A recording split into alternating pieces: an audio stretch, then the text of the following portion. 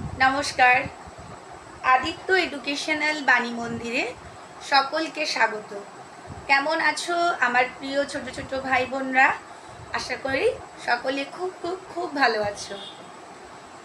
আজকে আমি তোমাদের জন্য একটা নতুন বিষয় নিয়ে এসেছি, ফিলোসফি বা দর্শন। এর আগে আমি অন্যান্য ভিডিও দিলেও দর্শনের ছোট ভিডিও দিয়েছি, কিন্তু বড় ভিডিও দেওয়া হয়নি। আজকে তোমাদের দর্শনটা আমি তোমাদের বোঝাবো। তার মধ্যে তোমাদের আমি পড়াবো ন্যায় দর্শনের প্রত্যক্ষ। সেখানে সবিকল্প ও নির্বিকল্প প্রত্যক্ষের পার্থক্য যেটা তোমাদের সিলেবাসে রয়েছে, সেই পার্থক্য পড়াতে গিয়ে আগে এই বিষয়ে সম্পূর্ণ ব্যাখ্যা করব। তাহলে মা সরস্বতীকে প্রণাম জানিয়ে চলো শুরু করি। প্রথমে আমরা জানবো ন্যায় দর্শন। আচ্ছা, ন্যায় দর্শন বিষয়টা কি? আমাদের ভারতীয় দর্শন সম্প্রদায়ের 6টি আস্তিক দর্শন রয়েছে। তোমরা সবাই জানো, এতদিন পড়াও হয়ে গেছে। সেই 6টি আচ্ছা, আগে জানবো আস্তিক দর্শন কি। যারা বেদে বিশ্বাসী বা বেদানুগত, সেই বেদানুগত দর্শনগুলোই হলো আস্তিক দর্শন। তার মধ্যে কি কি দর্শন রয়েছে? স্বরদর্শন কি কি? 6টি আস্তিক দর্শন: সাংখ্য দর্শন, যোগ দর্শন, ন্যায় দর্শন, বৈশেষিক দর্শন, মীমাংসা দর্শন ও বেদান্ত দর্শন। আজকে আমি ন্যায় দর্শন পড়াবো। ন্যায় দর্শন পড়াতে গেলে প্রথমে জানতে হবে এই ন্যায় দর্শনের প্রণেতাকে, বা ন্যায় দর্শন কার সৃষ্টি। ন্যায় দর্শনের প্রণেতা হলেন মহর্ষি গৌতম। এটা একটা এমসিকিউ প্রশ্ন হবে। মহর্ষি গৌতম। স্বরদর্শন কি কি? আস্তিক দর্শন, সেগুলো এমসিকিউ প্রশ্ন হবে। মহর্ষি গৌতম, এই মহর্ষি গৌতম তিনি ন্যায় সূত্র রচনা করেছিলেন। তাহলে ন্যায় সূত্র কার রচনা? মহর্ষি গৌতমের। তিনি ন্যায় সূত্র রচনা করেছিলেন। আর এই ন্যায় সূত্রের উপর ভিত্তি করে রচিত হয়েছিল ন্যায় দর্শন। বোঝা গেল? এবার আমরা ন্যায় দর্শন জানলাম। আচ্ছা, ন্যায় কি? ন্যায় দর্শন তো বুঝছি, ন্যায়টাই যদি না বুঝি, ন্যায় দর্শনের ন্যায় কি করে বুঝবো, তাই না? সবিকল্প নির্বিকল্প প্রত্যক্ষে আমি ধীরে ধীরে আসছি। ন্যায় কি? বলছে অনুমান বা যুক্তি বা তর্ক ও সিদ্ধান্ত। তর্ক পদ্ধতির অপর নাম হলো ন্যায়। অনুমান বা যুক্তি বা তর্ক পদ্ধতির অপর নাম হলো ন্যায়। যার দ্বারা কোনো তত্ত্বকে আমরা নিশ্চিত রূপে জানতে পারি, সেটি হলো ন্যায়। 4টে প্রমাণ এই ন্যায় দর্শনে স্বীকৃত। 4টি প্রমাণ কি কি? এমসিকিউ প্রশ্ন হবে, খাতায় নোট করো। 4টে ন্যায় দর্শনের স্বীকৃত প্রমাণ কি কি? প্রত্যক্ষ 1 নম্বর, প্রত্যক্ষ 2 নম্বর অনুমান, 3 নম্বর উপমান, 4 নম্বর শব্দ। তাহলে ন্যায় দর্শনের 4টি প্রমাণ কি কি? প্রত্যক্ষ, অনুমান, উপমান ও শব্দ। এবার আসবো প্রত্যক্ষ কি? তোমাদের কি আছে? সবিকল্প ও নির্বিকল্প প্রত্যক্ষ, তাই তো? এর পার্থক্য আগে তোমাদের বুঝতে হবে প্রত্যক্ষ কি, তারপর তোমাদের বুঝতে হবে সবিকল্প কি, তারপর তোমাদের বুঝতে হবে নির্বিকল্প কি। তবেই তো তোমরা প্রত্যক্ষ কি বুঝতে পারবে। দেখো, এটা একাদশ এবং দ্বাদশ শ্রেণীর জন্য অত্যন্ত গুরুত্বপূর্ণ একটা চ্যাপ্টার। তোমরা খুব মন দিয়ে এই বিষয়টা পড়বে। একবার যদি বুঝে নাও, এই পার্থক্য করতে তোমাদের কোনোই অসুবিধা হবে না। আর এটা দর্শনের বড় প্রশ্ন হবে দ্বাদশ শ্রেণীর ক্ষেত্রে। এই উভয়ের জন্য এটা সমানভাবে প্রয়োজনীয়। দেখো, আমি কিছু উত্তর দিয়ে দিয়েছি, তোমরা এগুলো একটু লিখে নাও। যেমন বিকল্প কথার অর্থ কি? তর্ক সংগ্রহ গ্রন্থটি কার লেখা? অন্নং ভট্টের লেখা। আস্তে আস্তে আসছি। আচ্ছা, প্রত্যক্ষ কি?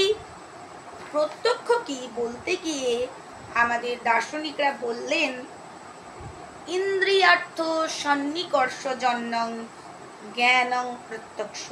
ইন্দ্রিয়ার্থ সন্নিকর্ষজন্যং জ্ঞানং প্রত্যক্ষ। আচ্ছা, ইন্দ্রিয়ার্থ ইন্দ্রিয়যুক্ত অর্থ, ইন্দ্রিয়ার্থ, তাই তো। সন্নিকর্ষ, সন্নিকর্ষ মানে সম্বন্ধ, তার যে জ্ঞান সেটাই হলো প্রত্যক্ষ। অর্থাৎ ইন্দ্রিয় ও তার অর্থের সন্নিকর্ষের ফলে যে জ্ঞান উৎপন্ন হয় সেটি হলো প্রত্যক্ষ। ইন্দ্রিয়, ইন্দ্রিয়ার্থ, ইন্দ্রিয় তো বুঝলাম, এবার আমরা আসবো তাহলে ইন্দ্রিয়ার্থ তো বলছেন, এই ইন্দ্রিয় কি কি? দেখো, ন্যায় মতে ইন্দ্রিয় হলো দু প্রকার, একটা বহিরিন্দ্রিয় বা বাহ্য ইন্দ্রিয়, আর একটা অন্তর ইন্দ্রিয়। আচ্ছা, বাহ্য ইন্দ্রিয় কোনগুলো? তোমরা সবাই জানো, চক্ষু, কর্ণ, নাসিকা, জিহ্বা, ত্বক। আচ্ছা, প্রশ্ন হবে, শর্ট কোশ্চেন হবে যে বাহ্য ইন্দ্রিয় কোনগুলি? ন্যায় মতে ইন্দ্রিয় কটি? প্রশ্ন লিখে নাও, ন্যায় মতে ইন্দ্রিয় কটি? ন্যায় মতে ইন্দ্রিয় দুটি। কি কি? বাহ্য ইন্দ্রিয় ও অন্তর ইন্দ্রিয়। কটি বাহ্য ইন্দ্রিয় রয়েছে? 5টি বাহ্য ইন্দ্রিয় রয়েছে। কি কি? চক্ষু, কর্ণ, নাসিকা, জিহ্বা, ত্বক। অন্তর ইন্দ্রিয়। আর দ্বিতীয়টি হলো অন্তর ইন্দ্রিয়, অন্তযুক্ত ইন্দ্রিয়, অন্ত বা ভেতরের ইন্দ্রিয়। অন্ত ইন্দ্রিয় কি? মন। অন্তর ইন্দ্রিয় কি? মন। এই 5টি বাহ্য ইন্দ্রিয়ের দ্বারা আমরা কি যে কোনো বিষয়ের প্রত্যক্ষ করতে পারি। তোমরা হয়তো বলতে পারো চোখের দ্বারা প্রত্যক্ষ করতে পারি। আচ্ছা, স্পর্শের দ্বারা কি করে প্রত্যক্ষ করব? ঘ্রাণের দ্বারা কি করে প্রত্যক্ষ করব? সেই বিষয়েই আসছে। আর মনের দ্বারা আমরা কি করে প্রত্যক্ষ করব? সুখ, দুঃখ, বিভিন্ন অনুভূতি, এই বিষয়গুলো মন না থাকলে কি হবে? হবে না। তাই এই বিষয়গুলো না থাকলে কিন্তু প্রত্যক্ষ হবে না, বাহ্য প্রত্যক্ষ হবে না। তাহলে তাহলে আমরা কি পেলাম? ইন্দ্রিয় পেলাম। তারপরে কি বললো? ইন্দ্রিয়ার্থ। অর্থ কি? বলছে অর্থ কথার দ্বারা ইন্দ্রিয় গ্রাহ্য বিষয়কে বোঝায়। ইন্দ্রিয় গ্রাহ্য বিষয় কি? এই যে আমরা চোখের দ্বারা কি করি? দেখি। চোখের দ্বারা আমরা দেখি, তাহলে এই চোখের দ্বারা যে প্রত্যক্ষ করি তাকে বলা হয় চাক্ষুষ প্রত্যক্ষ। চাক্ষুষ প্রত্যক্ষ। এই চোখের দ্বারা আমরা রূপের জ্ঞান লাভ করি। চোখের দ্বারা আমরা কোনো কিছু রূপ, যে জিনিসটা দেখছি সেটা কেমন, সেই বিষয়ে জ্ঞান লাভ করি। তারপরে কি আছে? কর্ণ। কানের দ্বারা আমরা শব্দ শুনি, তাই তো। তাহলে কানের যে প্রত্যক্ষ সেটা কি? সেটা শ্রবণেন্দ্রিয়ের প্রত্যক্ষ হলো শ্রবণ। শ্রবণেন্দ্রিয় বা কর্ণের প্রত্যক্ষ কি? শ্রবণ। নাসিকার প্রত্যক্ষ কি? ঘ্রাণ। জিহ্বার প্রত্যক্ষ কি? স্বাদ, তাই তো। আর ত্বকের প্রত্যক্ষ কি? স্পর্শ। বোঝা গেল? এখান থেকে শর্ট কোশ্চেন হবে, MCQ, তোমরা লিখে নাও। ছোট প্রশ্ন হবে, লিখে নাও। চক্ষুর দ্বারা তাহলে আমরা কি কি বুঝলাম? চক্ষুর দ্বারা চাক্ষুষ প্রত্যক্ষ, বা চক্ষুর দ্বারা আমরা পাচ্ছি বর্ণকে। কর্ণের দ্বারা পাচ্ছি, চোখের দ্বারা পাচ্ছি রূপকে বা বর্ণকে। কর্ণের দ্বারা শব্দ, কর্ণের দ্বারা শব্দ, চক্ষু, কর্ণ, নাসিকার দ্বারা ঘ্রাণ, জিহ্বার দ্বারা স্বাদ, আর ত্বকের দ্বারা স্পর্শ। এইগুলোই হলো বাহ্য প্রত্যক্ষ। তাহলে চক্ষুর দ্বারা আমরা যে প্রত্যক্ষ করলাম তাকে বলছি চাক্ষুষ প্রত্যক্ষ। কর্ণ বা শ্রবণের দ্বারা যে প্রত্যক্ষ করলাম তাকে বলছি শ্রবণ প্রত্যক্ষ। নাসিকার দ্বারা যেটা প্রত্যক্ষ করলাম সেটাকে বলা হচ্ছে ঘ্রাণজ প্রত্যক্ষ। জিহ্বার দ্বারা যে প্রত্যক্ষ করলাম তাকে বলা হচ্ছে রাসন প্রত্যক্ষ, রস গ্রহণ করছি। আর ত্বকের দ্বারা যে প্রত্যক্ষ করলাম তাকে আমরা বলছি টাচ বা স্পর্শ প্রত্যক্ষ। তাহলে প্রত্যক্ষ কি? এই পর্যন্ত আমরা বুঝলাম। তারপরে কি বলছে? সবিকল্প ও নির্বিকল্প প্রত্যক্ষ। সবিকল্প, নির্বিকল্প, একে জানতে গেলে প্রথমে আমাদের জানতে হবে বিকল্প কি। স মানে সঙ্গে, তাই তো, যেটি থাকে। নি মানে নেই, যেটি। সবিকল্প আর নির্বিকল্প বুঝতে গেলে প্রথমে বুঝতে হবে বিকল্প কি। দেখো, বিকল্পের কথার অর্থ হলো বিশেষণ। বিকল্প কথার অর্থ বিশেষণ। বিশেষের দোষ, গুণ, সংখ্যা, পরিমাণ, এছাড়া বিভিন্ন জাতি, এগুলোকেই বলা হয় বিশেষণ। আর নৈয়ায়িকগণ এই বিশেষ বিকল্পের আরেকটি অর্থ করলেন প্রকার। কি অর্থ করলেন? প্রকার। প্রথমে আমরা আসবো নির্বিকল্প প্রত্যক্ষে। নির্বিকল্প প্রত্যক্ষ কি? নির্বিকল্প প্রত্যক্ষের লক্ষণে বলা হলো নিষ্প্রকারকং জ্ঞানং নির্বিকল্পম। নিষ্প্রকারকং জ্ঞানং নির্বিকল্পং। নিপ্রকারকম অর্থাৎ যাতে প্রকার নেই বা বিকল্প নেই বা বিশেষণ নেই, তার জ্ঞানই হলো নির্বিকল্প জ্ঞান। তোমাদের একটা উদাহরণ দিই। এখানে এই বোর্ডটাকে তোমরা দেখছো, বোর্ড কি তোমরা চেনো না, দেখোনি কখনো, ঠিক আছে? এবার তোমরা যে এই যে বিষয়টা, শুধুমাত্র এই বোর্ডটাকে তোমরা চোখ দিয়ে দেখলে, এর সম্পর্কে কোনো ধারণা হলো না, শুধু বুঝলে এখানে বোর্ডের অস্তিত্বটা রয়েছে, নাম বোর্ড, সেটাও তোমরা জানো না, তাহলে এখানে কোনো বিশেষণ থাকলো না।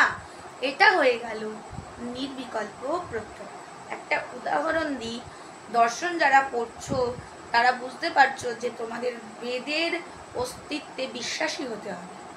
বেদ কার ধ্যান করে জানো? পরমাত্মা। পরমাত্মাকে তোমরা কখনো দেখেছো?